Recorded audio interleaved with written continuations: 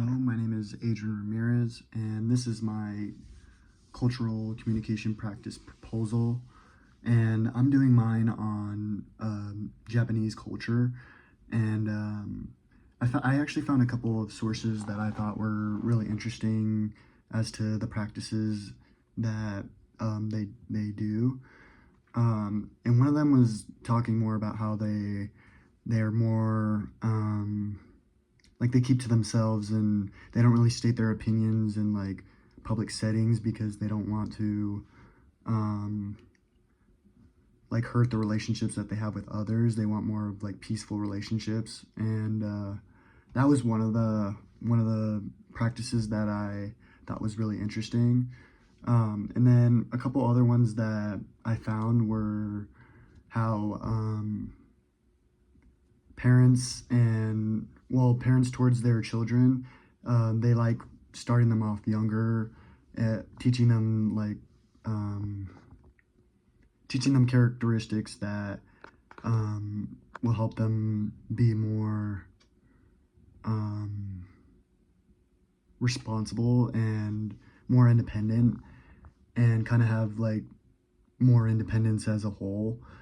And I thought it was interesting that that was like a really important part of Japanese culture, how they kind of want their children to have these skills at younger ages. And then the last one that I thought was really interesting was the household that Japanese culture has, and how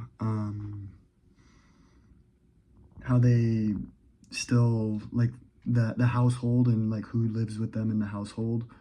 I thought that was really interesting. And then I found three sources that all related to this. The first one that I found was talking about the communication patterns.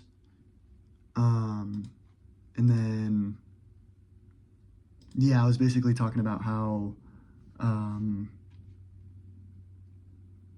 when they're conducting business, they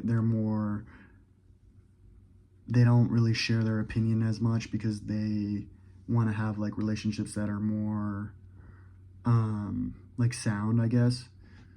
And I thought that played into the first point that I made. And then and that source was called Action Learning in Japan, Challenging Cultural Values. And then for the for the for the children learning at younger ages and stuff like that, I found a source that was called Early Childhood Character Education in Japan, and that basically went over like why Japanese society kind of like implement these practices in like school in different areas so they can gain these abilities to kind of be more independent and learn these values like at a younger age. And then for the last one,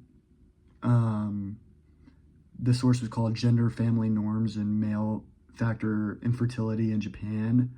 And this one kind of went over like not only the roles that individuals play like in a relationship, but also like how they factor into like the roles of in family, like with the parents living like with them, and kind of the roles that they play, especially like with women, and the roles that they play as kind of like caretakers. And yeah, I thought that these three sources were really insightful, especially for the communication and patterns that go along with Japanese culture.